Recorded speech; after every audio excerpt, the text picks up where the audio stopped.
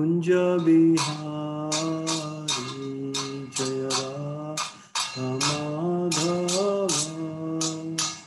कुंज बिहारी जय गोपी जन वल्लभ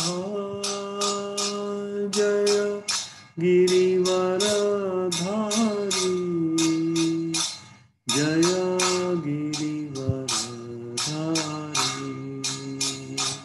जय गोपी जन वल्लभ जय गिरिवरधारी जय गिरिवरधारी जय यशोदानंदन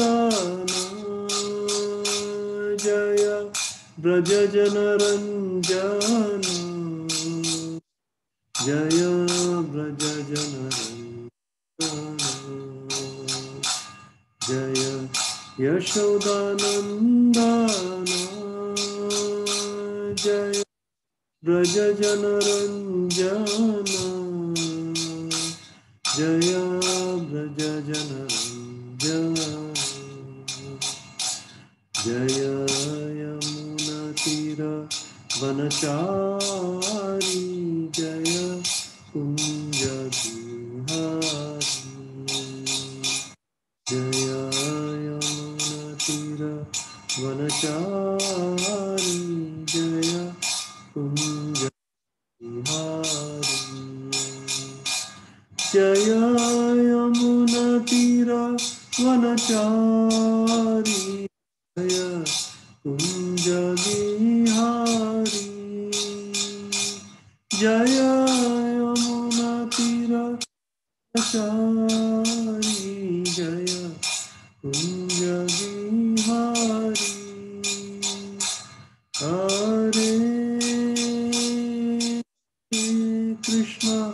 हरे कृष्ण कृष्ण कृष्ण हरे हरे हरे राम हरे राम राम हरे हरे हरे कृष्ण कृष्ण कृष्ण हरे हरे हरे राम राम राम हरे हरे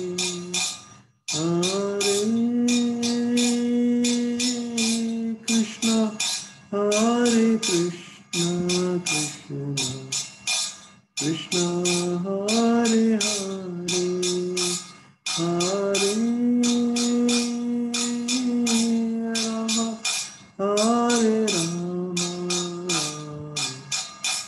राम हरे हरे हरे कृष्ण कृष्ण कृष्ण हरे हरे हरे राम राम राम हरे हरे जय राधा नीलमाधव श्री राधे जय राधा कुंज बिहारी श्री राधे जय जगन्नाथ बलदेवा जय सुभद्रा जय रुक्मिणी देवी जय द्वारकाधीश जय रुक्मिणी देवी जय द्वारकाधीश जय सीताराम लक्ष्मण भक्त हनुमान जय सीताराम लक्ष्मण भक्त हनुमान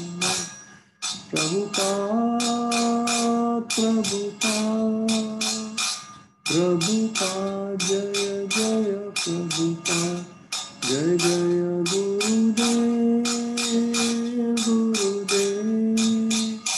गुरुदेव जय गुरुदेव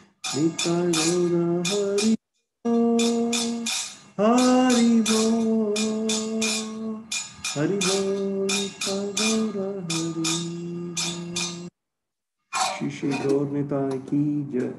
शील प्रभुपाद की जय। शील गुरुदेव की जय। अनंत कोटि वैष्णव वृंद की जय। ताय गौर प्रेमानंदी। हरि हरि बोल।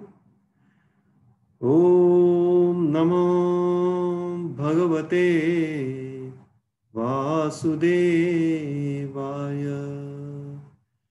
ओम नमो भगवते वासुदेवाय। ओम नमो भगवते वासुदेवाय। नारायणं नमस्कृत्य नरं चैव नरोत्तमं देवीं सरस्वतीं व्यासं ततो जयमुदीरयेत्। नष्टप्रायेषु अभद्रेषु नित्यं भागवत सेवया भगवती उत्तमश्लोके भक्तिर्भवति नैष्टिकी। हरे कृष्णा प्रभु, हरे कृष्णा माता जी। तो आज हम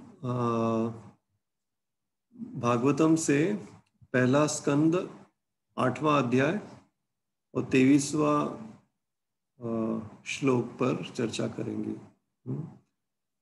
यथा ऋषिकेश खलेन देवकी कंसेन रुद्धाति चिरं शुचार्पिता विमोचिताहं च सहात्मजा विभो त्वयैव नाथेन मुहुर्विपद्गणा।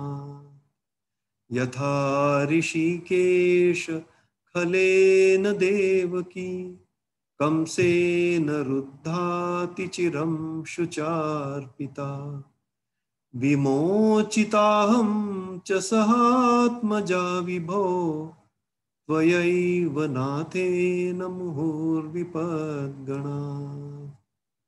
यथा ऋषिकेश खलेन देवकी कंसेन रुद्धाति चिरं शुचार्पिता विमोचिताहं च सहात्मजा विभो त्वयैव नाथेन मुहुर्विपद्गणा।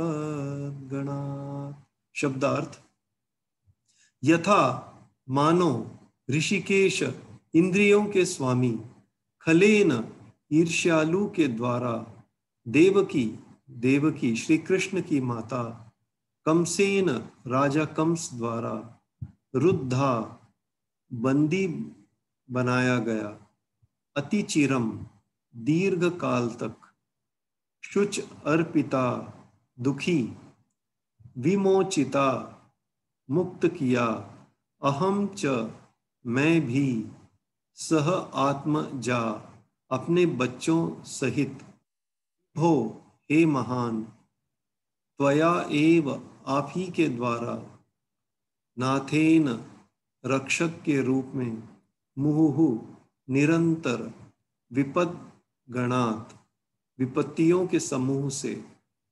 अनुवाद: बंदिनी बनाई गई और दुष्ट राजा कंस द्वारा सताई जा रही अपनी माता देवकी को तथा अनवरत विपत्तियों से घिरे हुए मेरे पुत्रों समेत मुझको मुक्त किया है। तात्पर्य: कृष्ण की माता तथा कंस की बहन देवकी को उसके पिता वसुदेव सहित बंदी गृह में रख दिया गया था, क्योंकि कंस को भय था कि वह देवकी के 8वें पुत्र कृष्ण द्वारा मारा जाएगा। उसने कृष्ण के पूर्व पैदा हुए देवकी के सारे बच्चों का वध कर दिया था, किंतु कृष्ण बाल वध के संकट से बच निकले, क्योंकि वे भगवान कृष्ण के पालक पिता नंद महाराज के घर पहुंचा दिए गए थे। कुंती देवी भी अपने पुत्रों समेत अनेक कष्टों की श्रृंखला से बचाई जाती रही, लेकिन भगवान कृष्ण ने कुंती देवी पर कुछ अधिक ही अनुग्रह किया था, क्योंकि उन्होंने देवकी के अन्य पुत्रों की रक्षा नहीं की, जबकि कुंती के पुत्रों की रक्षा की। इसका कारण यह था कि देवकी के पति वसुदेव जीवित थे, लेकिन कुंती विधवा थी। और कृष्ण के अतिरिक्त उनका अन्य कोई रक्षक न था। निष्कर्ष यह है कि कृष्ण उस भक्त पर अधिक अनुग्रह करते हैं जो अधिक संकट में होता है। कभी कभी वे जानकर शुद्ध भक्तों को ऐसे संकटों में डालते हैं क्योंकि ऐसी असहायता अवस्था में भक्त भगवान के प्रति अधिक अनुरक्त बनता है। भगवान के प्रति जितनी अधिक अनुरक्ति होगी भक्त को उतनी ही अधिक सफलता प्राप्त होगी। श्रील की जय। ओम अज्ञानतिमिरान्धस्य ज्ञानाञ्जनशलाकया चक्षुरुन्मिलितं येन तस्मै श्रीगुरवे नमः। श्रीचैतन्यमनोभीष्टं स्थापितं येन भूतले स्वयं रूप कदा मह्यं ददाति स्वपदान्तिकं। वन्देऽहं श्रीगुरो श्रीयुतपदकमलं श्रीगुरुन् वैष्णवांश्च श्रीरूपं साग्रजातं सहगण रघुनाथान्वितं तं सजीवम् अद्वैतं सावधूतं परिजनसहितं कृष्णचैतन्यदेवं श्रीराधाकृष्णपादान् सहगण ललिता श्रीविशाखान्वितांश्च। हे कृष्णा करुणा सिन्धु दीनबन्धु जगत्पते गोपेश गोपिका कान्त कान्त नमोस्तुते। तप्त कांचन गौरांगी राधे वृंदावनेश्वरी वृषभानुसुते देवी प्रणमामि हरिप्रिये। महावदन्याय कृष्ण प्रेम प्रदायते कृष्णाय कृष्ण चैतन्य नाम्ने गौरत्विषे नमः। वाञ्छाकल्पतरुभ्यश्च कृपा सिन्धुभ्य एव च पतितावनेभ्यो वैष्णवेभ्यो नमो नमः। जय श्री कृष्ण चैतन्य प्रभु नित्यानंद श्री अद्वैत गदाधर शिवासादि गौर भक्त वृंद। हरे कृष्णा कृष्णा कृष्णा हरे हरे हरे राम राम राम हरे हरे। हरे कृष्णा प्रभु, हरे कृष्णा माता जी, हरे कृष्णा। तो ये कुंती माता की स्तुति पर हम पढ़ेंगे आज। तो ये भी एक अच्छा श्लोक है। जैसे पता नहीं मैंने पिछले बार चर्चा की थी कि नहीं, लेकिन प्रभुपाद ने कहा था पहले कि ये भगवद गीता और भागवतम का हर एक श्लोक मंत्र है और हरे कृष्णा महामंत्र से भिन्न नहीं है। उतना ही प्रभावशाली है और शक्तिशाली है हर श्लोक, तो इसके लिए इसलिए महाराज ने कहा था कि भगवद गीता को पूरा कंठस्थ करना चाहिए और भागवतम के जो महत्वपूर्ण श्लोक हैं उसको सब याद करना चाहिए। और महाराज तो रोज भगवद गीता का रेसिटेशन उच्चारण करते थे रोज भगवद गीता का। तो हम भागवतम शुरू करने के पहले हम 2 श्लोक कहते हैं, नमस्कृत्य और नष्ट प्रायेषु अभद्रेषु। तो इसमें नष्ट प्रायेषु अभद्रेषु में भक्तिर भवती नैष्ठिकी, ये आखिर शब्द आखिर में आता है। नैष्ठिकी, नैष्ठिकी एक बहुत अच्छा शब्द है, यानी कि जिसका मतलब है बदल नहीं जाएगा, तो बदल नहीं सकता है। तो इसका मतलब क्या है कि हमारी भक्ति कभी बदल नहीं सकती, नैष्ठिकी हो जाएगी भक्ति। क्यों? क्योंकि ये फिक्स हो गया है, स्थिर हो गया है। कैसे? नष्ट प्रायेषु अभद्रेषु से। और जो नष्ट प्रायेषु अभद्र, सब अभद्र का नाश हो गया, एकदम नैष्ठिकी हो गई। तो हमारी जो सब अकुशलता है वो सब नष्ट हो जाती है। किससे? नित्यम भागवत सेवया करने से। तो रोज भागवत पढ़ने से और रोज भक्तों की सेवा करने से। तो ये दो चीज की जरूरत है, रोज भागवत पढ़ो और रोज भक्तों की सेवा करो। हाँ, इसके लिए इस श्लोक में ऐसा लिखा गया है। और प्रभुपाद हमेशा ये श्लोक अनुवाद के साथ पढ़ते थे ना, ये श्लोक का हमेशा अनुवाद के साथ पढ़ते थे। ये श्लोक नष्ट प्रायशो भद्रेशो नित्यम भागवत सेवया। हाँ, इसमें दो चीज बहुत महत्वपूर्ण है। एक तरफ है हमको हमारी अवस्था जानना चाहिए। हाँ, हमारा पोजीशन अवस्था क्या है, और हमारी इस मनुष्य जीवन का उद्देश्य क्या है, ये हमको जानना चाहिए। हाँ, हमारी अवस्था क्या है, हमारे मनुष्य जीवन का उद्देश्य क्या है, और दूसरा क्या है, सेवा रहना चाहिए। तो ये दो चीज हमेशा रहना चाहिए, फिर हमारी भक्ति नैष्ठिकी हो जाती है। हाँ, तो इसमें भागवत यानी कि पुस्तक भागवत और शुद्ध भक्त। शुद्ध भक्त का मतलब क्या है? अभी इसमें प्रश्न आता है कि ये शुद्ध भक्त कैसे जाने हम। हाँ, ये हमारा प्रश्न है। हाँ, हम तो सभी जगह कुशलता देखते हैं। हाँ, तो और सभी जीवों का दोष ढूंढते रहते हैं हम लोग, है कि नहीं? तो एक बार प्रभुपाद से एक भक्त ने पूछा कि हम ये शुद्ध भक्त कैसे जाने, हाँ, सेवा करने के लिए या जो भी संग प्राप्त करने के लिए शुद्ध भक्त कैसे जाने। तो प्रभुपाद ने जवाब दिया, रास्कल, प्रभुपाद ने कहा कि तुम्हारे सिवाय सभी भक्त शुद्ध हैं। हाँ, तो ऐसा प्रभुपाद ने कहा कि तुम्हारे सिवाय सभी भक्त शुद्ध हैं। हाँ, तो हमको हमको किसी में भी दोष देखना नहीं चाहिए। हाँ, और और एक बात भी है कि हमको एकदम भोला भाला भी होना नहीं चाहिए। हाँ, एकदम सरल भोला भाला भी नहीं होना चाहिए। तो भोला भाला का मतलब है कि जो समझ नहीं है, ठीक से समझ में नहीं है। हाँ, तो ऐसा भी नहीं होना चाहिए। हाँ, लेकिन दूसरों में दोष भी नहीं ढूंढना चाहिए। लेकिन हमको सब जानना चाहिए।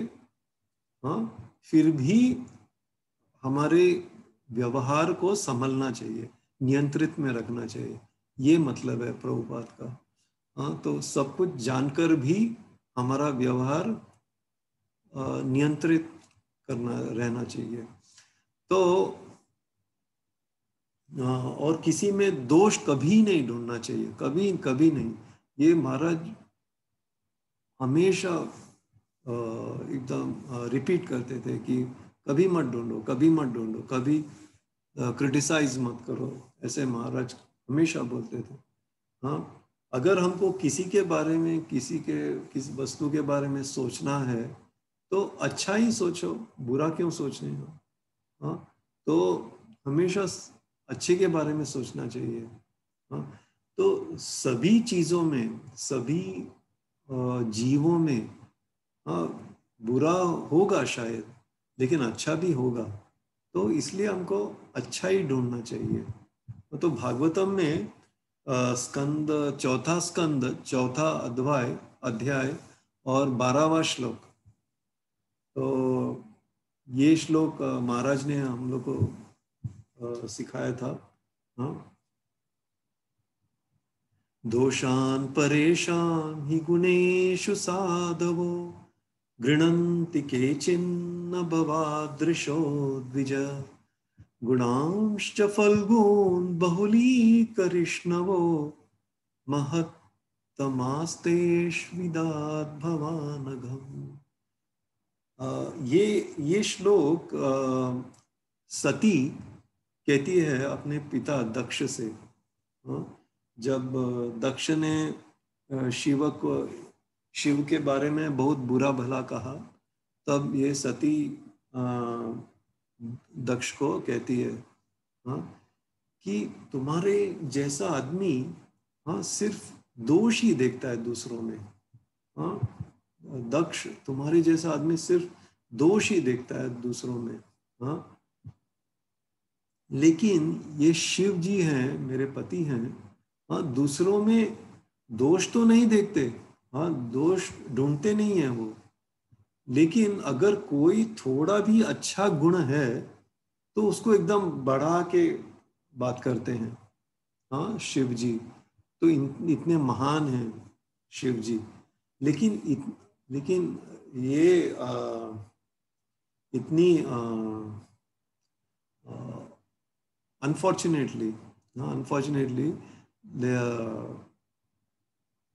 आपने इस महान आत्मा से भी, महान आत्मा में भी गलती या दोष ढूंढने की प्रयत्न की, तो ऐसे सती कहती है। हाँ, तो हमको महाराज ने क्या कहा था कि हमको शिव जी की तरह होना चाहिए। हाँ, इतने बड़े जीव है ना, बड़े आत्मा थे, हाँ, कि दूसरों में सिर्फ अच्छा ही ढूंढते थे हमेशा, और अगर जो भी मिला तो उसको एकदम बढ़ा के बात करते थे। हाँ, तो ऐसा होना चाहिए हमको हमेशा। तो महाराज कहते थे कि तुम अच्छाई ढूंढो और वो अच्छाई का गुण गाओ, तो उसमें जो बुराई है उस आदमी में वो सब निकल जाएगा। हाँ, और आदमी एकदम अच्छा हो जाएगा। तो हाँ, महाराज ने हम सबको भी ऐसे ही देखा, हमारे साथ जब भी बात किया, और या हमने देखा महाराज को दूसरों से बात करते हुए, कभी भी नहीं देखा कि दोष ढूंढते हुए, या कभी ऐसा नहीं देखा, हाँ, कि सबके सामने एकदम बुरा भला कहा, ऐसा कुछ कभी महाराज ने किया नहीं किया। हमको हमेशा सबको एंकरेज ही करते रहे महाराज। तो ये बहुत अच्छा गुण है। ये असुर लोग जो हैं, ये असुर वृत्ति जो है, तो असुर वृत्ति में लोग बुरा ढूंढते हैं और बुरा को बड़ा कर देते हैं असुर। जो साधु हैं, जो साधारण लोग हैं, वो हमेशा अच्छा ही ढूंढते हैं। ये आदत करनी चाहिए कि सब जगह में अगर हम अच्छा अच्छा अच्छा अच्छा देखेंगे तो हम भी अच्छा हो जाएंगे। तो अगर हम बुरा बुरा बुरा बुरा देखेंगे तो हम भी बुरे हो जाएंगे, है कि नहीं? हाँ, तो इसीलिए हम दूसरों के दोष के बारे में कभी सोचना नहीं चाहिए। किसको बुरा आदमी बनना है? हाँ, कोई नहीं चाहता कि मैं बुरा हो जाऊं, लेकिन ये आदत ऐसे हो जाती है कि सिर्फ बुरा देखते हैं तो हम भी बुरे हो जाते हैं। हाँ, तो अगर बुरा देखें तो उसको नज़रअंदाज करना चाहिए। हाँ, और आ, आ, अगर हमको बुरा ढूंढना ही है तो हम खुद में ढूंढें बुरा। हाँ, हम अपने आप को इम्प्रूव करें, सुधारें, तो ये कोशिश होनी चाहिए हमेशा। हाँ, तो हम अपने आप में बुरा ढूंढें, दूसरों में नहीं। हाँ, तो हम खुद ही पूरे एकदम पूरा शरीर दोष से, हाँ, तो दूसरों में क्या ढूंढना? जब हम एक उंगली दूसरे की तरफ दिखाते हैं तो तीन उंगलियां हमारी तरफ दिखाती है, हाँ, है कि नहीं? हाँ, तो ये एक के बारे में क्यों चिंता करना? वो तीन के बारे में चिंता करो जो तीन हमारे तरफ दिखाई दिए। हाँ, ये डायरेक्टेड है। हाँ, तो हमेशा हमारी गलतियां, हमारे दोष ढूंढना चाहिए और हमको अपने आप को सुधारना चाहिए। यही सबसे अच्छा तरीका है दोष ढूंढने का। हाँ, अगर दोष ढूंढना ही है तो हम खुद में ढूंढें, हाँ, और दूसरों में नहीं, कभी भी नहीं।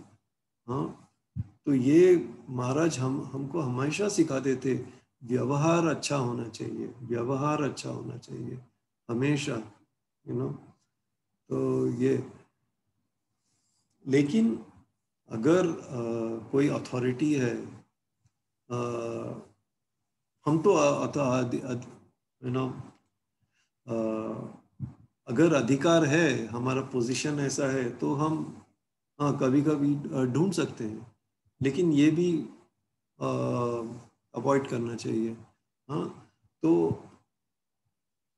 इसके लिए अननेसेसरीली ना बेवजह है ना हमारे मन को परेशान नहीं करना चाहिए। जब हम दोष ढूंढते हैं तो हमारा मन परेशान हो जाता है कि नहीं? अगर दूसरों में हम ढूंढते हैं तो मन परेशान हो जाता है, और मन परेशान होने से क्या होता है, हमारे शरीर को तकलीफ पहुंचती है। हाँ, रोग आ जाता है, तो हमको ये पता नहीं चलता। हाँ, तो इसमें एक थोड़ा सूक्ष्म संबंध है। हाँ, दूसरों में दोष ढूंढना और अपने मन में एक सूक्ष्म संबंध है। तो अगर आप देखेंगे तो ये मन को भी अच्छा नहीं लगता दोष ढूंढना, क्योंकि अगर मन दोष ढूंढता है तो उसको दंड भी मिलता है, परेशान हो जाता है मन। हाँ, मन को अच्छी चीजें अच्छी लगती है। तो अगर अच्छी चीजें हैं तो कुछ चिंता करने की बात नहीं है। हाँ, अच्छी चीज है तो एकदम स्वाभाविक है मन के लिए अच्छा। हाँ, हाँ, तो अगर हम अच्छा देखते हैं तो मन खुश हो जाता है, मन प्रसन्न हो जाता है। हाँ, तो अगर मैं आप में अच्छा ढूंढूं तो मन प्रसन्न हो जाता है, तो हमको भी प्रसन्न रहना अच्छा लगता है कि नहीं? हाँ, अगर हम दोष ढूंढे तो तुरंत मन को संघर्ष करना पड़ता है। हाँ, और ये संघर्ष, मन का संघर्ष जो है, ये शरीर पर प्रभाव करता है। तो इसलिए हमको हमेशा याद रखना चाहिए और इसका सब अध्ययन करना चाहिए अच्छी तरह से, और शत शत हमको इस हमारे जीवन में लागू करना चाहिए। हाँ, प्रैक्टिस करना चाहिए। हाँ, तो यही चीज कुंती माता और देवकी माता ने किया। हाँ, उनको कोई ईर्ष्या नहीं थी, कोई ईर्ष्या नहीं थी। तो इसके लिए उन्होंने दूसरों में कोई बुरा नहीं ढूंढा, कोई बुरा नहीं। वो सिर्फ दूसरों में अच्छा ही ढूंढते थे, कुंती माता और देवकी माता, और उनका गुणगान करते थे। तो अभी हम थोड़ा इसके बारे में सोचेंगे कि हमको ईर्ष्या क्यों होती है, ईर्ष्या क्यों होती है हमको।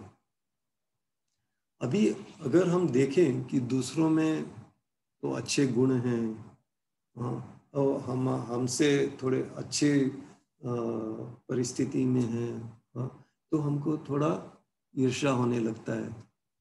अगर मेरे पास एक टोयोटा का गाड़ी है, टोयोटा की गाड़ी है, और मेरा जो पड़ोसी है उसके पास मर्सिडीज है, मर्सिडीज गाड़ी। हाँ, तो मुझे उससे ईर्ष्या होने लगती है थोड़ा थोड़ा। हाँ, तो फिर उसके बाद अगर उसने एक बड़ा घर खरीदा और उसमें रहने लगा तो मेरी ईर्ष्या और बढ़ जाती है, और जैसे जैसे वो प्रगति करता है हमारी ईर्ष्या भी और प्रगति करती है, हैं? बड़ा बड़ा बड़ा ईर्ष्या भी बड़ा हो जाता है। हाँ, ऐसे तो ये मनुष्य की वृत्ति है। तो इसी के कारणवश हम इस भौतिक जगत में आए हैं। अगर कोई बहुत सुंदर है, बहुत ज्ञान है और बहुत प्रसिद्धि प्राप्त करता है, हाँ, तो भी हमारी ईर्ष्या उसी, जितना ज्यादा उसको, उस व्यक्ति को ज्ञान है या सुंदर है या प्रसिद्ध है, तो उतना ही ज्यादा ईर्ष्या भी हो जाती है कि नहीं? हाँ, तो अभी ये सोचिए कि किस व्यक्ति को, किस जीव को, या किसको सबसे ज्यादा जिसके पास ये सब गुण एकदम 100% है, किसके पास है? तो हमने देखा कि जितना ज्यादा दूसरों के पास गुण होते हैं या संपत्ति होती है, तो हमको ईर्ष्या उतनी ज्यादा होती है। तो भगवान जिनके पास सब कुछ 100% है, एकदम संपूर्ण है, कृष्ण उनके पास है, तो उनसे ईर्ष्या हमको सबसे ज्यादा है कि नहीं? ये तो लॉजिकल है। तो कृष्ण के साथ हमारी ईर्ष्या, हमको ईर्ष्या ज्यादा ज्यादा से ज्यादा है। तो हम ऐसे कहेंगे कि अरे नहीं, कृष्ण तो भगवान है, हमको कोई ईर्ष्या नहीं, लेकिन है। इसी के कारणवश हम लोग इस भौतिक जगत में हैं, है कि नहीं? तो क्योंकि हमको कृष्णा से ईर्ष्या है, हमको दूसरों से भी ईर्ष्या है। हाँ, हम ममैवांशो जीव लोके, हम सब कृष्ण के अंश हैं। हाँ, कृष्ण के साथ ईर्ष्या है तो सब अंशों के साथ भी ईर्ष्या है कि नहीं? तो हमारी ईर्ष्या की जो ये स्वभाव है, हाँ, तो इसके कारण हमको लोभ भी बहुत होता है कि हमको ज़्यादा से ज़्यादा मिले और मिले और मिले और मिले, ऐसा लगता है, क्योंकि हमको ईर्ष्या है। तो हम ईर्ष्या को कैसे रोकें, कैसे स्टॉप करें इस ईर्ष्या को? हाँ, किसी से ईर्ष्या रहित कैसे हो? हाँ, तो जिस व्यक्ति के पास जाइए और कहिए, प्रभु मैं आपसे ईर्ष्या करता हूँ, आपके इतने अच्छे अच्छे गुण हैं, हाँ, आपके पास इतनी संपत्ति है, हाँ, तो ऐसे करके आप उसके गुण गाइए। हाँ, गुण के बारे में बहुत बढ़ा के बात कीजिए और कहिए कि ईर्ष्या है, तो तुरंत आपको, आपका दिल जो है, जो एकदम हेवी, हाँ, हेवी था, लेकिन अभी आपको एकदम लाइट लगेगा। हाँ, लाइट, क्योंकि आपने सब कह दिया, आपके मन में जो है आपने कह दिया। और फिर आप उस व्यक्ति का अगर आप चरण छुएंगे तो फिर विनम्रता का भाव प्रकट हो जाएगा दिल में। तो कोशिश कीजिए ऐसा करने को। हाँ, अगर आपको थोड़ा भी ईर्ष्या लगे तो उस व्यक्ति के पास जाके कह दीजिए कि मुझे आपसे ईर्ष्या है। हाँ, और उसके गुण के बारे में बोलिए उसको कि हाँ, मैं ईर्ष्या करता हूँ, आपके पास इतना सब कुछ है। हाँ, तो आपको एकदम लाइट लगेगा आपका हृदय। हाँ, तो इस समस्या का ये ये समाधान है, और ये समाधान भागवत के एक श्लोक 10वां स्कंद पहला अध्याय और 4था श्लोक, उसमें बहुत अच्छी तरह से दिया गया है। निवृत्त तर्षैर उपगीयमाना भवौषधाश्रोत्र मनोभिरामात् क उत्तम श्लोक गुणानुवादा पुमान विरज्येत विना पशुघ्नात्। जो हमने ये देखा था कि हमको और चाहिए और चाहिए, हाँ, क्योंकि ईर्ष्या है तो और चाहिए, तो ये इसको तरशेर कहते हैं। हाँ, तरशेर, निवृत्त तरशेर उपगीयमाना, उपगीयमाना। तो तरशेर ये जो है और चाहिए और चाहिए, ये है, ये समस्या है। हाँ, और उसका समाधान क्या है? भवौषधि क्या है? उपगीयमाना। तो इस श्लोक के पहले लाइन में समस्या भी है और समाधान भी है। निवृत्त तरशे उपगीयमाना। हाँ, तो उपगीयमाना तो क्या है? भगवान का गुण गाओ, कीर्तन करो। इससे क्या होगा? ये जो तरशेर है, हाँ, दृष्टि, हाँ, जो है वो कम हो जाएगी, ईर्ष्या भी कम हो जाएगी भगवान के गुण गाने से। तो ये बेस्ट सॉल्यूशन है कि नहीं? तो हम जब भी हम कीर्तन करते हैं, हम कहते हैं हाँ, कीर्तन करो, कीर्तन, भगवान का कीर्तन करो, भगवान का गुण गाओ, भगवान की लीलाएं के बारे में चर्चा करो, क्यों कहते हैं? हाँ, तो ये समाधान है। हाँ, जो हमारी कृष्ण की तरफ जो ईर्ष्या है, उसका समाधान करने का ये सॉल्यूशन है। ये समस्या का समाधान ये है, कीर्तन करना। हाँ, इसीलिए कीर्तन करना बहुत ही महत्वपूर्ण है हमारे लिए।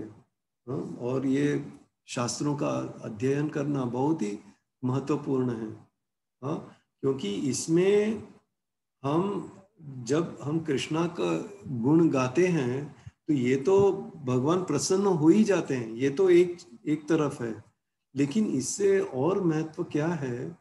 हाँ, कि हमारे दिल में जो ईर्ष्या है भगवान की तरफ, उसका निवारण हो जाता है। वो इससे हम मुक्त हो जाते हैं, इस ईर्ष्या से। इसलिए हमको हमेशा कीर्तन करना चाहिए, भगवान का नाम का जप करना चाहिए, भागवत का अध्ययन करना चाहिए। हाँ, तो ये बहुत ही महत्वपूर्ण है। और अगर हम सचमुच पछताएं, तो भगवान हमारे हृदय में बस जाते हैं।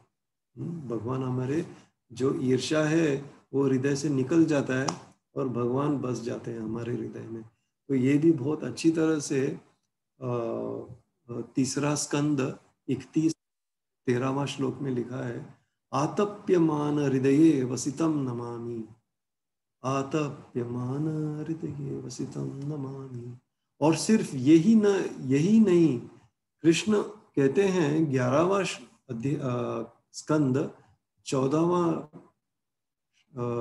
अध्याय 16वां श्लोक, 11, 14, 16, इसमें कहते हैं, निरपेक्षम मुनिम शांतम निर्वैरम समदर्शनम अनुव्रजाम्यहम नित्यम ये त्यंग्रिरेणुभिः। हमारे भक्त के चरण कमल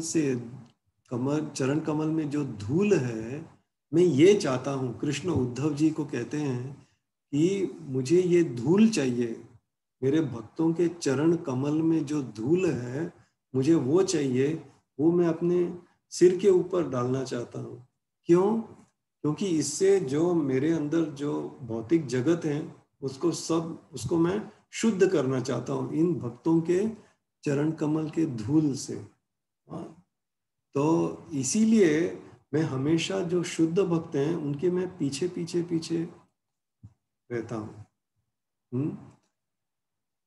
तो जो ये शुद्ध भक्त हैं कैसे हैं? उनका कोई निजी इच्छा तो है ही नहीं, हमेशा मेरे ही बारे में सोचते रहते हैं, शांति पूर्वक रहते हैं। हाँ, उनको कोई ईर्ष्या नहीं है। हाँ, उनको ईर्ष्या नहीं है। इसीलिए मैं अनुव्रजा में मैं उनके पीछे पीछे जाता हूँ, क्योंकि उनके दिल में कोई ईर्ष्या नहीं है। हाँ, तो ये बहुत ही महत्वपूर्ण है और समदर्शी है। ये भक्त समदर्शी है। तो ये 5 गुण जब कृष्णा देखते हैं भक्तों में, तो वो हमेशा भक्त के पीछे ही रहते हैं, भक्त के साथ ही रहते हैं हमेशा। तो कितनी अच्छी तरह से भगवान कहते हैं उद्धव जी को, तो बुरा मत देखो, ईर्ष्या मत करो। हाँ, ईर्ष्या मत करो, भगवान का गुण गाओ। हाँ, तो इससे क्या होता है? गुण गाने से हमारी शुद्धिकरण हो जाती है। हाँ, और अगर हम सचमुच पछताएं तो भगवान हमारे हृदय में वास करते हैं। और यही नहीं, भगवान हमेशा हमारे साथ रहेंगे अगर हमारे दिल में कोई ईर्ष्या नहीं है, कोई निजी इच्छाएं नहीं है, हमेशा भगवान के बारे में सोचते रहेंगे शांतिपूर्वक। हाँ, शांतिपूर्वक रहना चाहिए। ईर्ष्या रहेगा ये तो क्या हमारे मन में शांति रह सकती है? नहीं। हमने देखा कि मन परेशान हो जाता है। हाँ, तो ईर्ष्या है तो शांतिपूर्वक होना चाहिए और समदर्शी होना चाहिए। हाँ, तो ऐसे रहने से भगवान हमारे साथ रहेंगे हमेशा। तो इसीलिए कृष्णा शुद्ध भक्त के साथ हमेशा रहते हैं। इसीलिए कृष्णा पांडव और देवकी माता के साथ हमेशा थे, हमेशा। और उनका बहुत ही करीबी रिश्ता था उनके साथ, क्योंकि वे शुद्ध भक्त थे। हाँ, कृष्ण को उनका संग बहुत ही पसंद था। हाँ, तो जब भी कृष्ण हस्तिनापुर छोड़ के, पांडवों को छोड़ के द्वारका जैसे ही निकले, तब निकलने वाले थे, तब वे रथ पर चढ़ गए थे। तब कुंती माता आकर कुंती माता ने प्रार्थना, और फिर कृष्ण ने फिर से निर्णय लिया कि मैं और थोड़ी देर हस्तिनापुर में रहूंगा, क्योंकि उनको इन जैसे भक्तों के साथ रहना बहुत ही पसंद था। हाँ, क्योंकि इनमें ये पांचों गुण थे: निरपेक्षम, मुनिम, शांतम, निर्वैरम, समदर्शनम। हाँ, तो ईर्ष्या रहित रहने से ये आ, आ, ये हमको प्राप्त होता है। रिजल्ट को क्या बोलते हैं? तो ये भगवान का गुण गाने का भी यही रिजल्ट है। हाँ, कृष्ण हमारे साथ हमेशा रहते हैं। तो इसमें क्या, ये श्लोक में क्या लिखा है? यथा ऋषिकेश खलेन देवकी। खलेन का अर्थ है ईर्षा। हाँ, खलेन, तो कंस पूरा ईर्षा पूर्ण था, और कुंती माता ईर्षा रहित थी। हाँ, और तो ईर्ष्या रहित रहने से हम हमेशा शांति पूर्वक रहते हैं। कृष्ण हमारे साथ रहते हैं हमेशा। हाँ, अगर हमें ईर्ष्या है तो हमेशा पीड़ित रहते हैं, पूरा जिंदगी पीड़ित।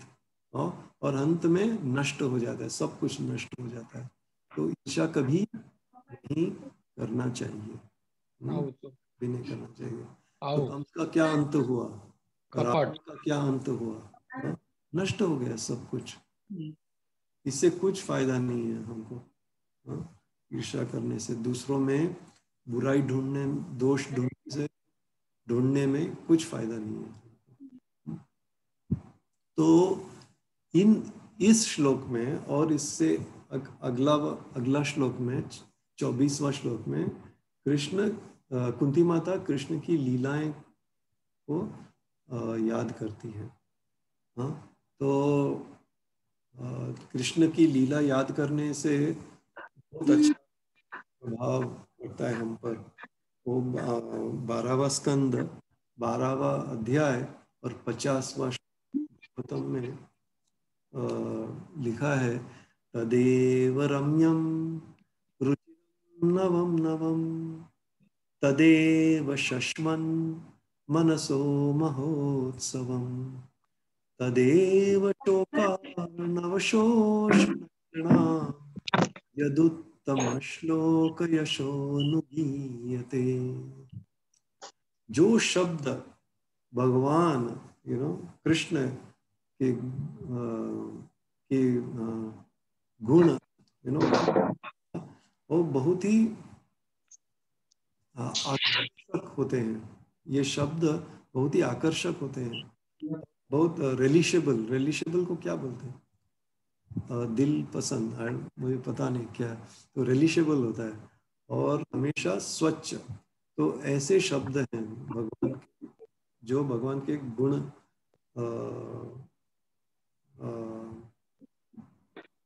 गाते हैं।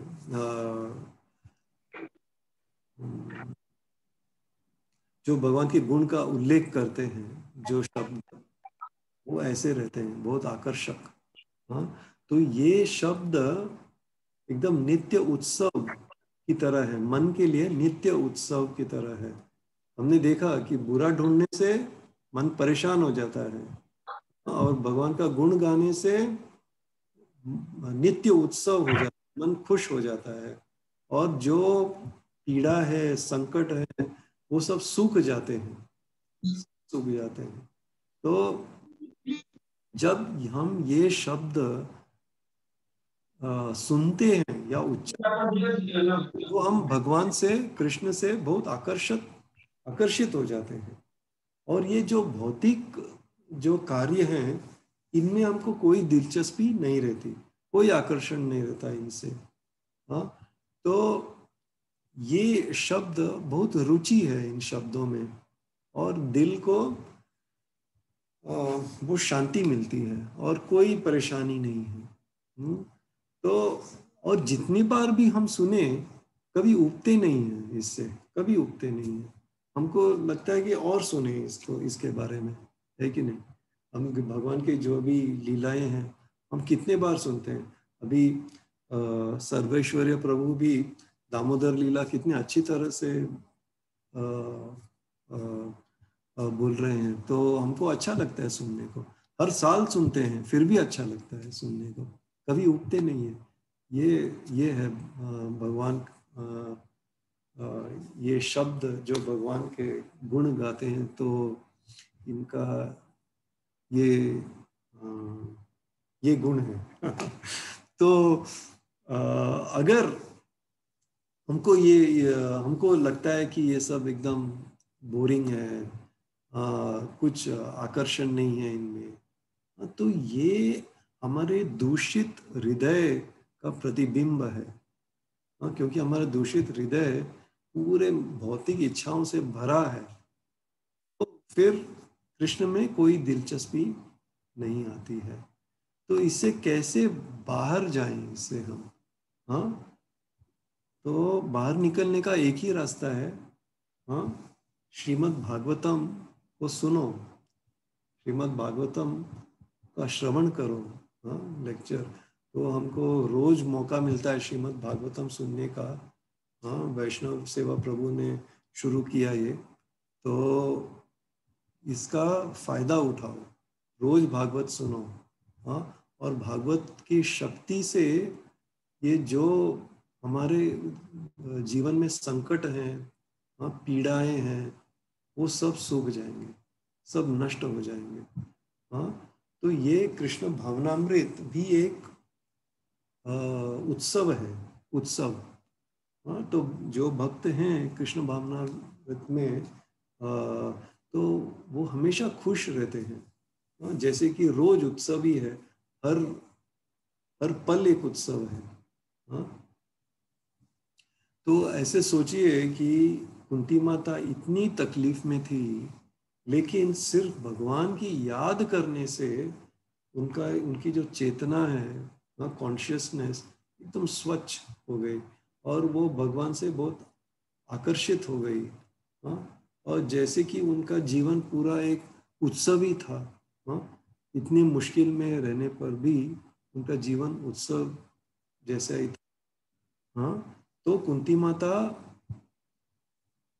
ने याद किया कैसे कृष्ण ने देवकी माँ और कुंती माता के बच्चे को इतने खतराओं से बचाया। हाँ, तो महाराज ने हम लोग को याद दिलाया, कि बहुत बार याद दिलाया, कि ये भौतिक जगत है, तो हर एक कदम पर खतरा है, हर एक कदम पर। हाँ, कुंती माता ने तो खतरा, बहुत से खतराओं का सामना किया। हाँ, तो हम, लेकिन हमारे लिए तो हर कदम में खतरा है, हर कदम में खतरा है, सभी जगह में खतरा है। अभी ये सांस लेते हैं वो भी शुद्ध नहीं है, पानी पीते हैं वो भी शुद्ध नहीं है, हाँ, खाना खाते हैं वो भी शुद्ध नहीं है, और जो संग है वो भी शुद्ध नहीं है, कुछ भी शुद्ध नहीं है। हाँ, और बाकी तो खतरा है ही। हाँ, बिजली है, ये है, वो है। हाँ, तो कुछ सब कुछ बहुत से खतरा है। तो पदम पदम यत विपदम, बहुत ही खतरा है। तो हमको ये स्वीकारना चाहिए कि ये भौतिक जगत में बहुत से खतरा हैं।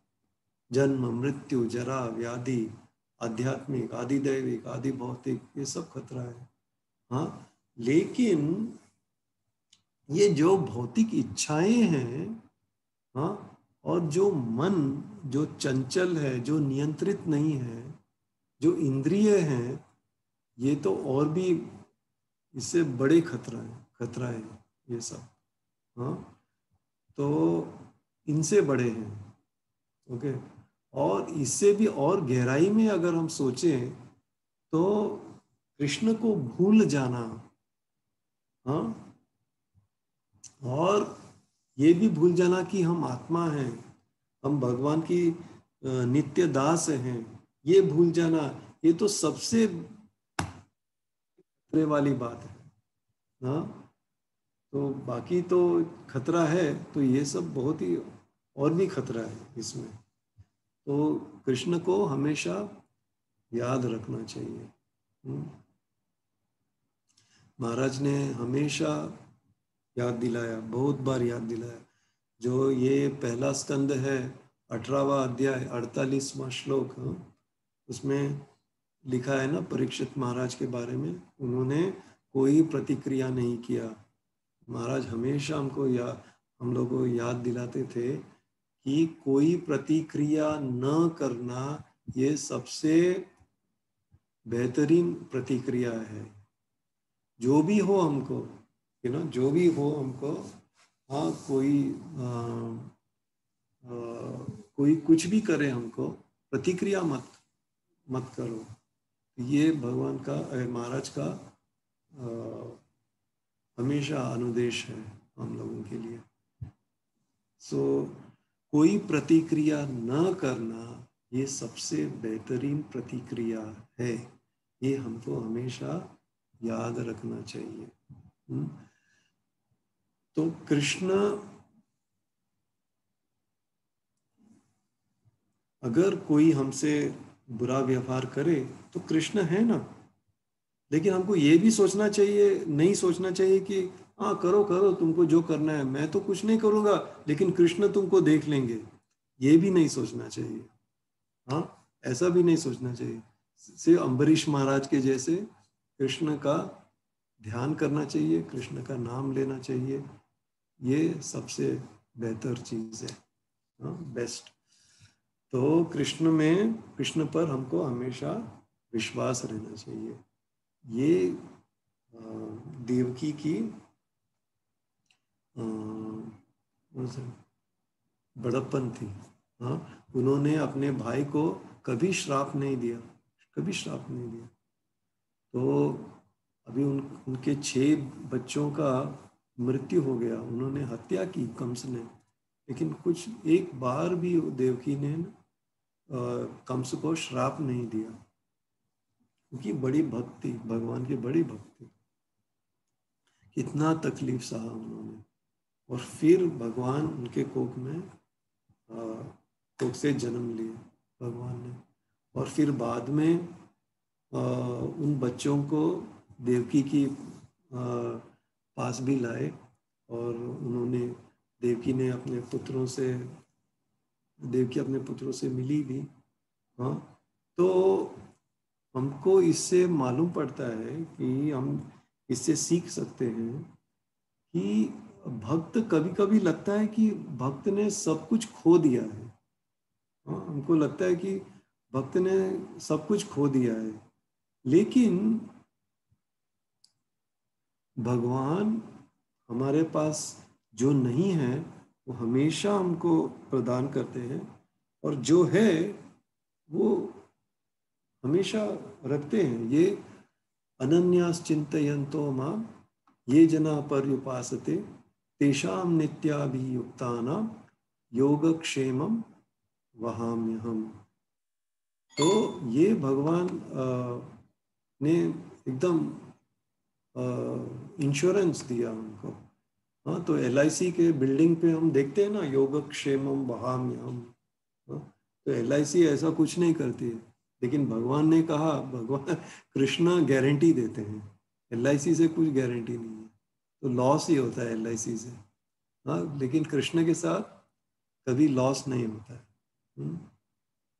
तो हम देखते हैं कि अगर माँ को, अगर बेटे की शादी हुई है, नई आई है बहू, तो अगर बहू को कुछ सिखाना है तो माँ अपने बेटी को डांटती है, बेटी को। हाँ, तो बहू को सिखाने के लिए।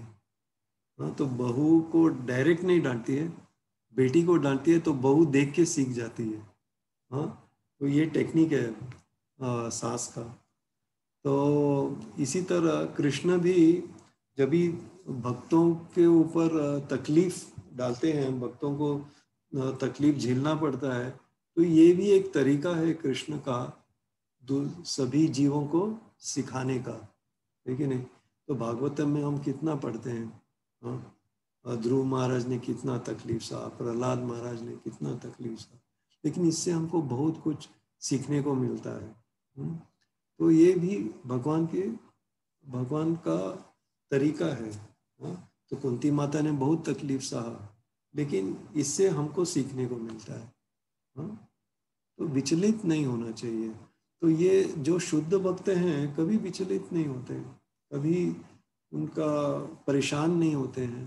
हाँ, जब हमेशा कृष्ण में लीन रहते हैं, और उनके जो इंद्रिय हैं वो हमेशा कृष्ण की सेवा में रहते हैं। इंद्रिय, ये इंद्रिय, इसके लिए वो कभी परेशान नहीं होते, कभी परेशान नहीं। तो ये इंद्रिय किसने दिया हमको? कृष्ण ने दिया। हाँ, इसलिए कृष्ण को ऋषिकेश कहते हैं। हाँ, यथा ऋषिकेश खलेन देवकी। हाँ, ऋषिकेश, तो ये इंद्रिय जो है कृष्ण ने हमको दिया है, तो इसका कैसे सदुपयोग करें? हाँ, हमारी सेवा में सदुपयोग होगा या कृष्ण की सेवा में सदुपयोग होगा? हाँ, तो ये हमको सोचना चाहिए। और ये हमारे जो इंद्रिय हैं कृष्ण की सेवा में उपयोग करना चाहिए। अभी जो एक उदाहरण है, हाँ, अगर ये गवर्नमेंट है, हाँ, अपने नौकर को एक गाड़ी देती है गवर्नमेंट, हाँ, अपने काम करने के लिए, उसके काम करने के लिए उपयोग, गवर्नमेंट की सेवा में उपयोग करने के लिए एक गाड़ी देती है गवर्नमेंट। हाँ, लेकिन अगर ये नौकर अपने खुद की, हाँ, मनोरंजन के लिए उपयोग करने लगा, तो गवर्नमेंट क्या करेगी? हाँ, वो गाड़ी ले लेगी वापस, है कि नहीं। हाँ, इसी तरह कृष्ण हमारे जो इंद्रिय हैं ले लेंगे वापस, ले सकते हैं वो। हाँ, और या तो ऐसे शरीर देंगे जिसमें ये जो जीव है वो इसका उपयोग करेगा जैसे उसको उपयोग करना है कि नहीं।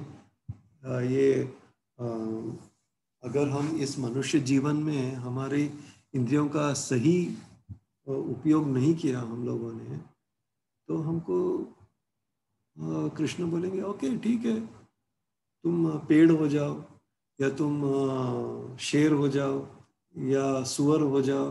हाँ, इस तरह तुम अपना इंद्रियों का प्रयोग करो। हाँ, तुमको करना है ना मनोरंजन, ना एंजॉय करना है तो करो, ऐसे करो। तो ऐसे कृष्ण कहे। तो इसके लिए ये बहुत ही महत्वपूर्ण बात है कि ऋषिकेन ऋषिकेश सेवनम, ऋषिकेन ऋषिकेश सेवनम। हाँ, सो कृष्ण सब is the master, supreme controller, यानी कि नियंता है, सुप्रीम, सबसे ऊपर नियंता। हाँ, ऋषिक का मतलब क्या है? यथा ऋषिकेश खलेन देवकी। ऋषिक का मतलब क्या है? इंद्रिय। हाँ, तो हम एकदम इंद्रियों को का भोग करना चाहते हैं, लेकिन आखिर में नियंता कौन है? कृष्ण है, लेकिन नहीं। अभी हम कहते हैं कि ये मेरा हाथ है, हाँ, और मैं बहुत ही गर्व से कहता हूँ हाँ ये सब मेरा है, लेकिन नियंता कौन है?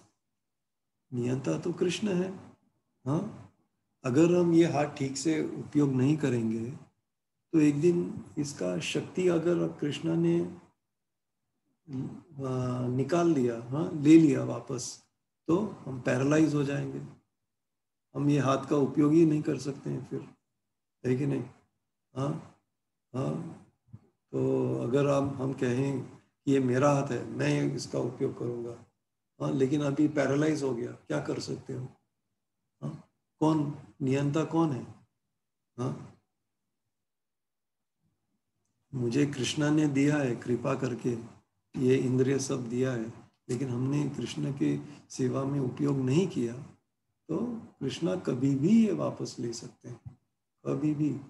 हाँ, इसके ऊपर भी अर्जुन ने बहुत अच्छा एक श्लोक पहला स्कंद 15वां अध्याय में कहा था, उसके बारे में हम अगली बार चर्चा करेंगे। तो ये हमको हमेशा याद रखना चाहिए, हाँ, कि ये सब कुछ कृष्ण की सेवा में उपयोग करना चाहिए। जीवेर स्वरूप है कृष्णेर नित्य दास। तो जो भी है हमारे पास, ये इंद्रिय है, ये शरीर है, ये संपत्ति है, जो भी है, सब कुछ इंद्रिय कृष्ण की सेवा में उपयोग करना चाहिए। इसको कृष्ण भावनामृत कहते हैं। कृष्ण भावनामय होने से ऐसा करते हैं हम। हाँ, यही सही बुद्धि है। हाँ, सही बुद्धि है। तो सब कुछ के भोक्ता भोक्ताराम यज्ञ तपसाम सर्वलोक महेश्वरम, कृष्ण है। ममैवांशो जीव, ममैवांशो जीव लोके जीव सनातन। तो सब कुछ कृष्ण का है, हमारे इंद्रिय भी कृष्ण का है, शरीर भी कृष्ण का है, संपत्ति सब कुछ कृष्ण का है। तो कृष्ण ने सृष्टि की है, तो सब कुछ कृष्ण। तो ऋषिकेश सेवनम भक्तिर उच्यते, ये भक्ति रसामृत सिंधु में लिखा है, और चैतन्य चरितामृत में मध्य लीला में भी आता है, 19वां अध्याय 170वां श्लोक में। ऋषिकेन, ये इंद्रिय से ऋषिकेश, जो इंद्रिय के जो मास्टर हैं, उनका सेवा करना चाहिए, यही है भक्ति। ऋषिकेन ऋषिकेश सेवनम भक्तिर उच्यते। अगर हम भक्त ऐसे नहीं करें तो फिर ये माया है, माया है। हाँ? तो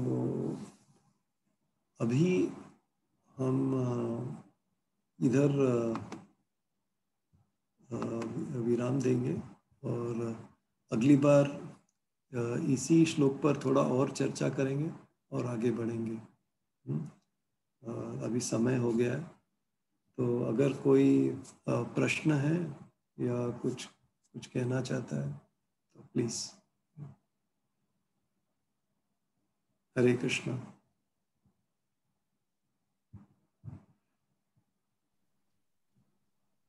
हरे कृष्णा। हरे कृष्णा। अगर किसी का कोई प्रश्न है तो पूछ सकते हैं। हरे कृष्णा प्रभु जी। अच्छा, भाविक। हरे कृष्ण प्रभु जी। Bhavik, Bhavik. Yes. Vandana Rana want to ask questions. She raised the hand. Yes. Just Yes. हरे कृष्णा माता जी। हाँ प्रभु जी, कितनी बार हाँ। ऐसा होता है कि हमें ऐसा द्वेष होता है कि वे हमारे साथ ऐसा क्यों कर रहे हैं। यानी कि आपने जो बोला था ना कि ईर्ष्या होती है, हाँ। कि इनके साथ ऐसा अच्छा व्यवहार कर रहे हैं, हमारे साथ अच्छा नहीं व्यवहार कर रहे हैं, और ऐसा बहुत बार होता है, और हम अपने मन को शांत ही नहीं कर पाते हैं। हाँ, तो आप कृष्ण के बारे में बात कर रही हैं या दूसरे और के बारे में, किसी और? दूसरे और के बारे में, व्यक्ति के बारे में। हाँ, तो ये याद रखना चाहिए माता जी कि महाराज ने कहा कि जो भी हमको हो रहा है वो कृष्ण के जरिए हो रहा है। हाँ, कृष्ण ही कर रहे हैं सब कुछ हम हमारे।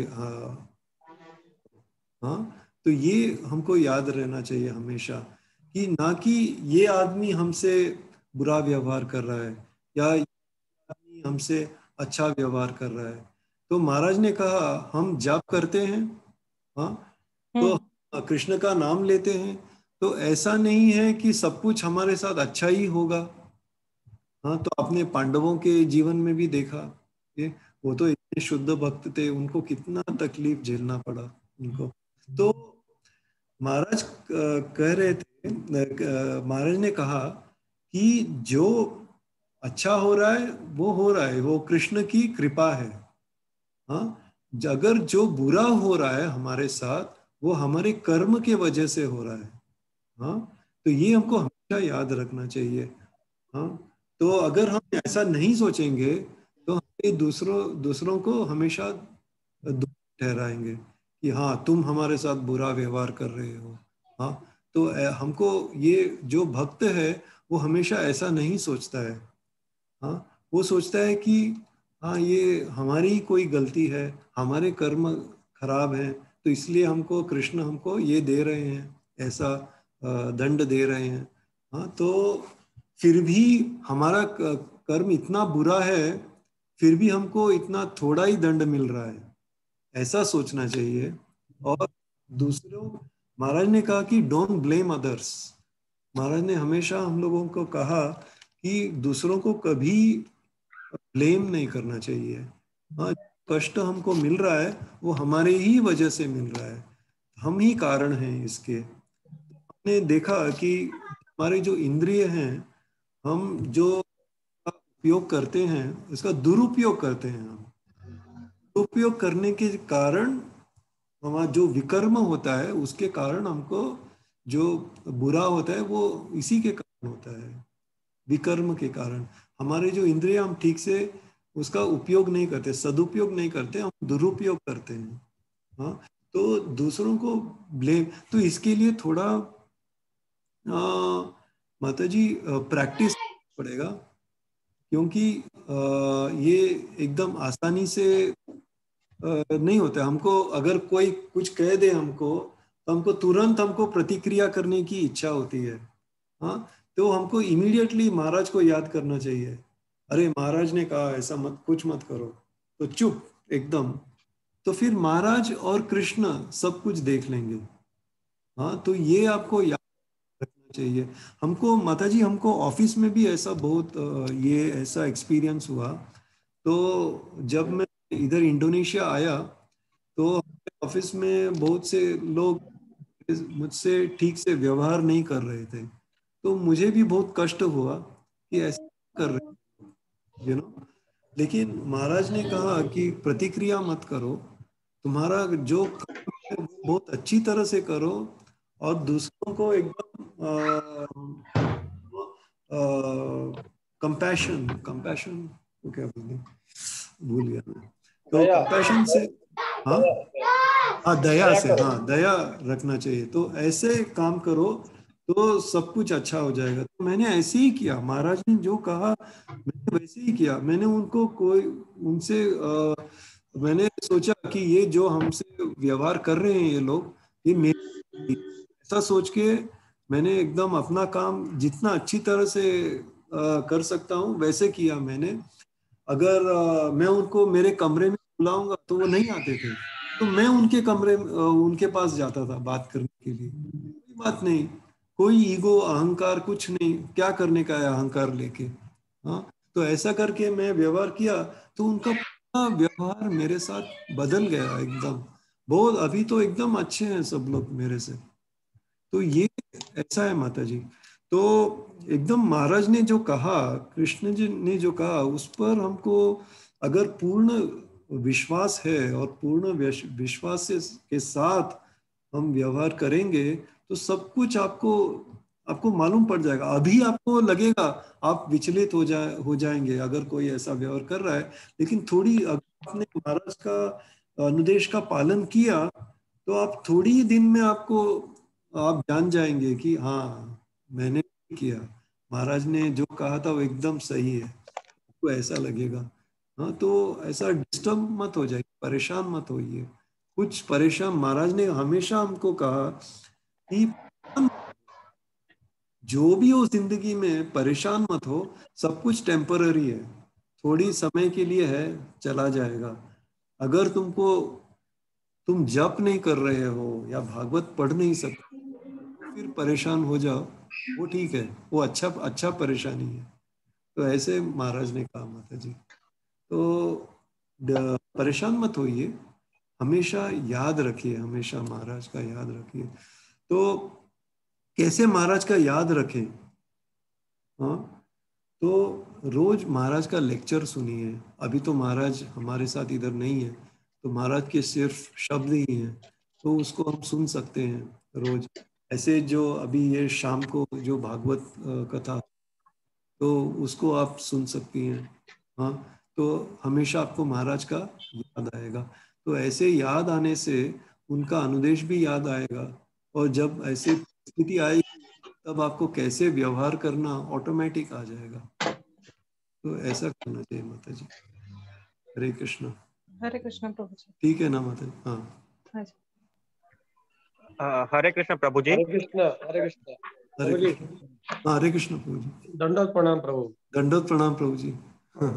अच्छा प्रभु जी, मेरा प्रश्न ये है कि आपने लेक्चर में कहा कि हमको जो भगवान ने इंद्रिय दी है, हाथ पैर हाँ, दिए, जो भी कुछ दिए, अगर हम भगवान के सेवा में नहीं लगाते तो भगवान ले लेते हैं। अथवा ऐसा भगवान लेते हैं, भगवान तो रिमोट कारण है, हमारे कर्म हमारे कारण रहते हैं। हाँ, लेकिन हम देखते हैं कि बहुत बहुत बार अथवा कभी कभी भक्तों के साथ भी ऐसा होता है कि भक्त बेचारे सेवा में रहते हैं और उनके साथ ऐसी कोई घटना घट जाती है कि पैरालिसिस हो जाता है, अथवा कोई शरीर का कोई अंग हैंडीकैप हो जाता है, वो अपंग बन जाते हैं, कोई भी। हाँ, नो डाउट भक्त के भी अपने कर्म के कारण है। लेकिन क्या होता है, ये बात जब जनसामान्य पब्लिक देखते हैं, क्योंकि उनको भक्ति का तो लवलेश भी नहीं है और संपूर्ण माया में है, और भक्त माया के साथ संघर्ष करते। भक्त मीन्स क्या, वो कोई भक्ति में पूर्ण तो रहता नहीं है, शुद्ध भक्त छोड़ के हमारा संघर्ष चल रहा है। तो फिर जनसामान्य को हम कैसे, क्योंकि वो जनसामान्य बोलते रहे क्या इतना इसने माला किया, इतना सेवा कर रहा था, फिर भी उसके ऐसा हो गया करके जनसामान्य को हाँ। समझाना बहुत कठिन हो जाता है। तो इस समय पे हम कैसे उनसे व्यवहार करना चाहिए कि भाई उन हमारी भक्ति भी स्थिर रहे। आप हमारी भक्ति स्थिर रहने का आपने भी समझा है कि भाई हमको शांति रखनी है, जो भी हो रहा है अच्छा हो रहा है, और समय के साथ दुख भी चले जाएंगे। लेकिन उन लोगों को समझाना क्या भक्ति में आना, ये बहुत कठिन काम रहता है। तो उस टाइम हमको क्या करना चाहिए? एक्चुअली ये बहुत से कारण हो सकते हैं, क्योंकि एक तो कर्म है हमारे, उसके कारणवश हमको कष्ट सहना पड़ता है। दूसरा है कि कृष्ण हमको और करीब लाना चाहते हैं, जैसे कि कुंती माता और बहुत से भक्तों के साथ हुआ, क्योंकि कृष्ण हमको और करीब लाना चाहते हैं अपने पास। तो जब भी संकट आता है तो कृष्ण का याद आता है। तो ये एक और चीज है। और तीसरा क्या है, हम भक्ति में हैं, लेकिन हमको फिर भी आसक्ति है, भौतिक जगत का की आसक्ति है। तो कृष्ण हमारी ये आसक्ति को भी दूर करना चाहते हैं। तो इसके लिए हमको और कष्ट देते हैं, ताकि ये आसक्ति भी दूर हो जाए, तो कई कारण हैं ऐसे एक्चुअली। लेकिन हाँ, तो ऐसे हमको समझना चाहिए कि क्यों भक्तों को भी विपत्ति आती है। तो और ये दूसरों को ऐसे हम लोग समझा सकते हैं कि दीज आर द ये सब तरीके हैं कृष्ण के, और कृष्ण की लीला है। और एक चीज हमको समझना चाहिए कि, लेकिन हम देखते हैं कि प्रभुपाद ने भी बहुत कष्ट सहा, लेकिन जो कष्ट शुद्ध भक्तों को आता है और जो सामान्य लोगों को भी आता है, कष्ट तो सेम एक ही है। लेकिन जो भक्त है वो इतना परेशान नहीं होता है जितने कि जो भौतिक जगत में सामान्य लोग हैं, वो ज्यादा परेशान हो जाते हैं कष्ट से। हमने बहुत से उदाहरण देखे हैं। हाँ, अब प्रहलाद महाराज का उदाहरण भी देखिए। अगर कोई दूसरा बच्चा होगा या हम भी होंगे बड़े, प्रहलाद जैसे कष्ट का सामना किया, तो एकदम पागल हो जाएंगे, है कि नहीं?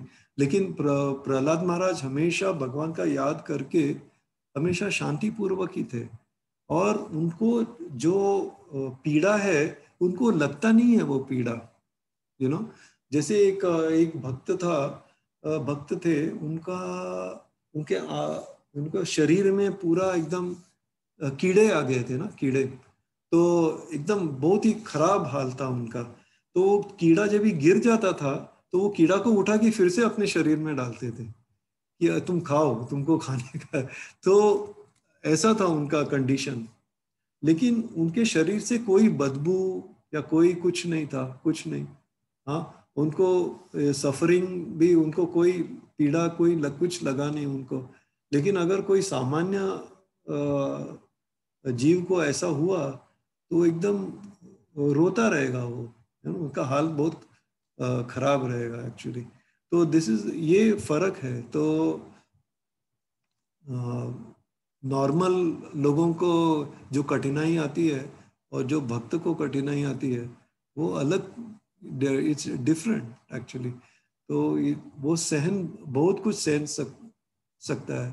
और एक भी आपने देखा उदाहरण, जो हरिदास ठाकुर ने जो मार्केट प्लेस में गए थे इस बाजार में, तो उनको बहुत ये छड़ी से मार मिला था ना बहुत, लेकिन उनको कोई प्रभाव नहीं पड़ा उनके ऊपर, क्योंकि भगवान ने ले लिया वो अपने शरीर पर। जो कष्ट जो भक्त को मिलता है वो भगवान ले लेते हैं एक्चुअली, बहुत से कष्ट। सो इसके लिए वो भक्त के ऊपर कोई असर नहीं पड़ता है, तो ये ऐसा है एक्चुअली प्रभु जी।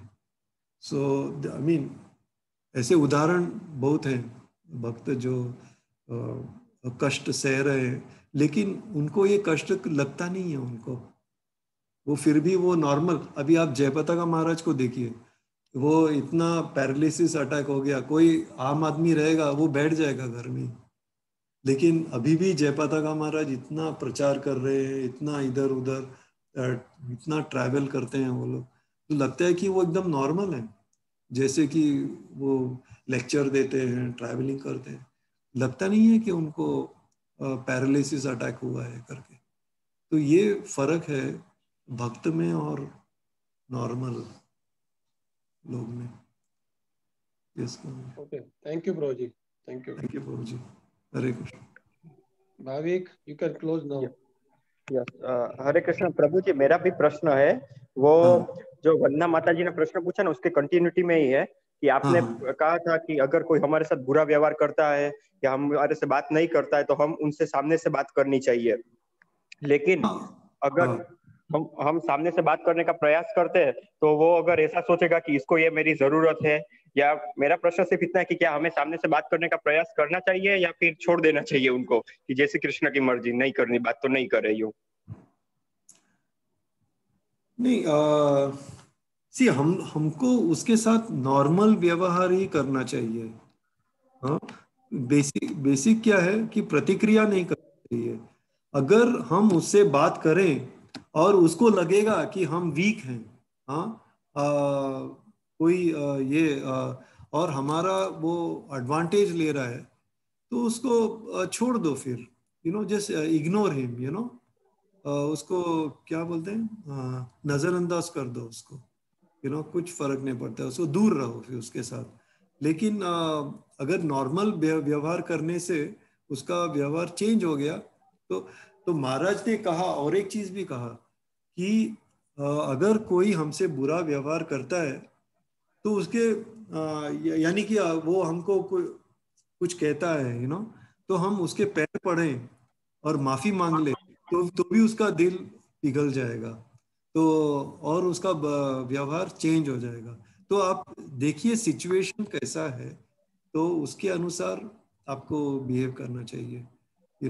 कभी कभी ऐसा होता है, उसका बहुत अहंकार रहता है, और लेकिन अगर हम उससे माफी मांग ले, हमारी गलती नहीं है फिर भी हम माफी मांग ले, तो भी एकदम सिचुएशन सॉल्व हो जाता है। तो ठीक है, क्या फर्क पड़ता है। तो ऐसे महाराज ने कहा था एक्चुअली।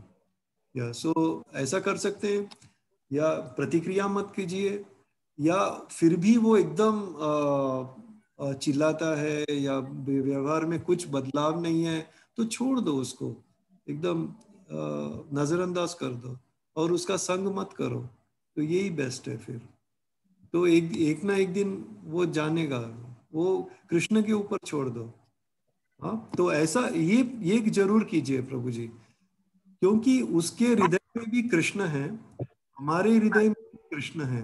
तो आप कृष्ण से प्रार्थना कीजिए कि कृष्ण, कि मैं मुझे उससे कुछ प्रॉब्लम नहीं है, लेकिन आप उसके हृदय में भी हैं, तो आप उसको समझा दीजिए। कृष्ण किसको समझा नहीं सकते, ये आप सोचिए। आप महाभारत में भी देखेंगे तो कृष्ण, अगर कृष्ण किसी के साथ भी बात करते हैं तो तुरंत वो सब समस्या का समाधान हो जाता है। तो ये बेस्ट सॉल्यूशन है कि अगर कोई भी बड़ा प्रॉब्लम हो, कुछ भी हो, तो अगर हम, तो मैंने ये व्यक्तिगत जिंदगी में भी मैंने एक्सपीरियंस किया है ऐसा। तो एक बार मैं जहाज में था, तो वेजिटेरियन था ना, तो मैं पहला जहाज में, तो ब्रेकफास्ट में मेरे को सिर्फ खाने के लिए कुछ नहीं था, तो एक चीफ कुक ने मेरे को एक बनाना केला का मिल्क शेक बना के दिया। तो तभी मैं एकदम यंग था ना, तो मैं भूख भी था लेकिन खाना नहीं था, तो मैंने पूछा और एक मेरे को दे दो मिल्क शेक। तो बोला नहीं मिलेगा तुमको। तो कभी ये 1987 में था, तो नहीं मिलेगा। तो मैं गया, नहीं मिला तो ठीक है, मैं अपने कैबिन में गया, रूम में, और फिर मैं सोच रहा था, मैं कृष्ण के बारे में ही सोचा। मैं कृष्ण को बोला, मैंने ये ऐसा क्यों बोल रहा है, तो आप भी उसके हृदय में हो, तो उसको समझा दीजिए। तो इतना ही मैं बोला, कुछ बुरा कुछ सोचा नहीं उसके बारे में, कुछ नहीं। नेक्स्ट डे मैं ब्रेकफास्ट के लिए गया ना, तो मेरे को फिर से बनाना मिल्क शेक मिला, और मैंने जैसे ही वो खत्म किया, तो वही चीफ कुक मेरे को और एक ग्लास लेके आया। कुछ मैंने उसको कुछ नहीं कहा, उसको nothing, I didn't tell him anything.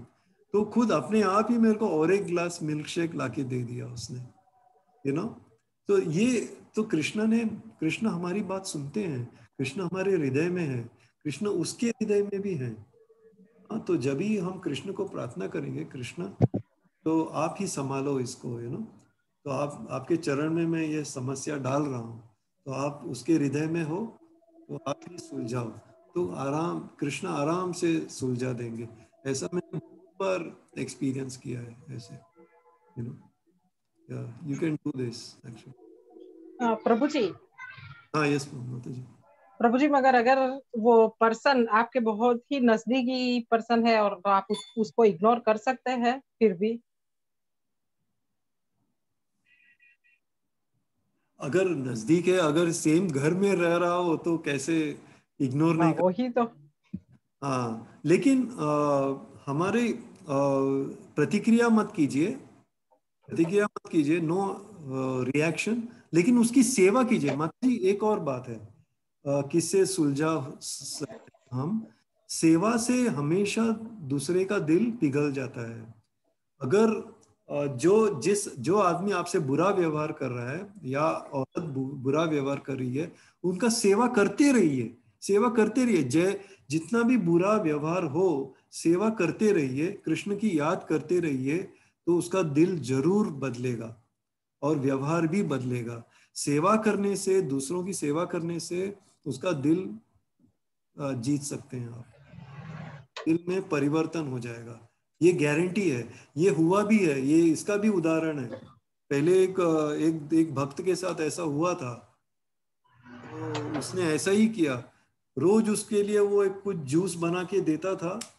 हाँ, तो जो भी वो उसके लिए सेवा कर, एक दिन बदल गया, व्यवहार अपने आप ही बदल गया। तो सेवा करने से भी दिल बदल जाता है। हाँ, माता जी। तो अगर अगर आपके घर में हो तो सेवा, अगर आपको चांस है तो सेवा कीजिए। सोचिए मत कि इसने ऐसा किया तो मैं उससे दूर रहूंगी, उससे कुछ नहीं करूंगी, ऐसा मत सोचिए। सेवा कीजिए, अगर चांस मिला सेवा कीजिए, सेवा कीजिए कंटिन्यूस, इससे दिल बदल जाता है।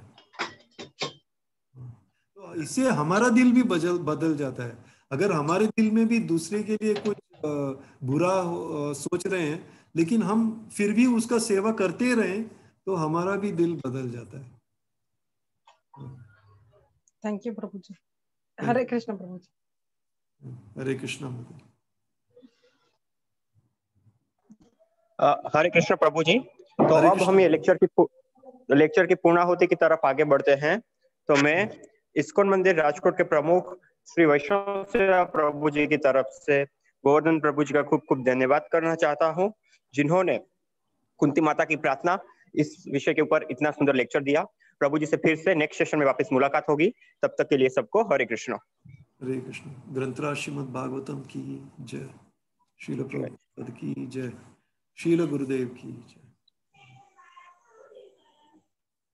हरे कृष्ण।